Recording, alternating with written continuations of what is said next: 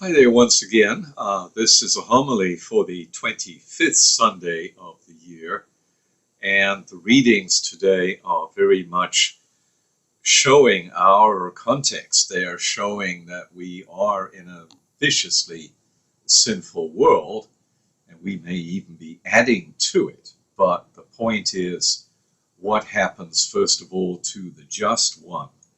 And that happens in the first reading from the Book of Wisdom, because already it was well known that if you tried to follow the law of God, you were going to have all kinds of problems. And it starts out, the wicked say, let us beset the just man because he is obnoxious to us. People who do follow God's law are obnoxious to the rest of the world. And this is not obnoxious in the sense of being haughty and prideful and arrogant. This is obnoxious in an objective sense, where an evil person is offended by the justice of the good person. And this stress, if you like, that is placed on the believer as the believer gets to be more and more the just one of these readings, the stress on that person increases rather than decreases. And fortunately, we have enough people around us who stand up at PTA meetings who object very strongly to evil activities like abortion and all the rest of it. And what you find is they are going to go through this literally kind of purgatory on earth, that they will truly be tested, which is the sense of that first reading from the Book of Wisdom. Let us condemn him to a shameful death, for according to his own words, God will take care of him. And so the just one may well have to face a very rocky path. The psalm picks up this theme with the particular emphasis on the fact that God is with us. O God, by your name save me, and by your might defend my cause. So this is the just one who actually has a justifiable cause.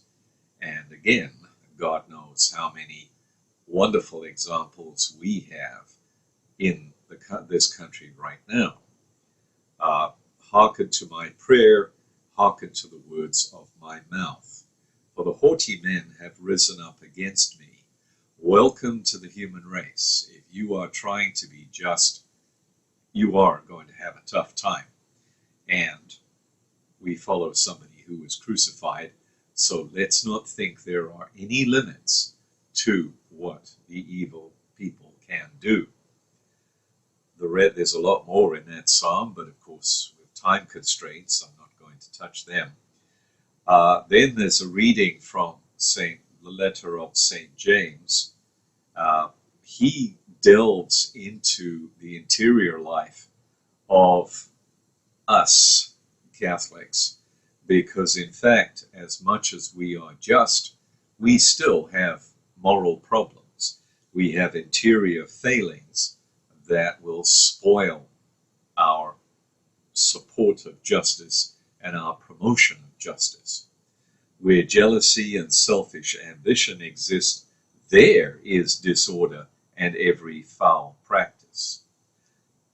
For those who are wise, peaceable, gentle, compliant, full of mercy and good fruits, and the fruit of righteousness is sown in peace for those who cultivate peace.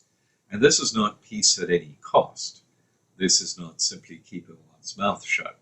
There are times, and they're becoming unfortunately more and more urgent, where we do have to speak out. We do have to act, whether it's at a local city level or county level, state level or federal level.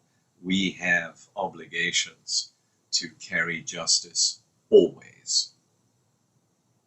Then we have the gospel, and the gospel is taken from Mark's gospel this time.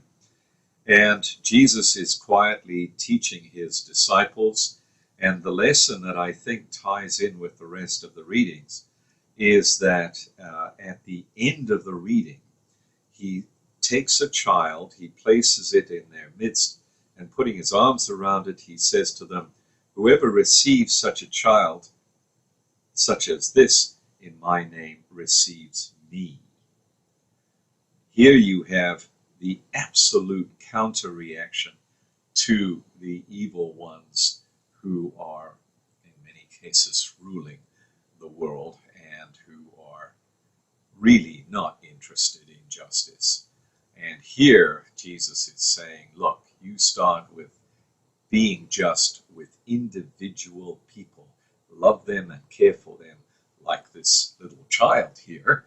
And if you do that, then you will be contributing to the peace of the world if you go back to the reading of St. James. Thank you very much.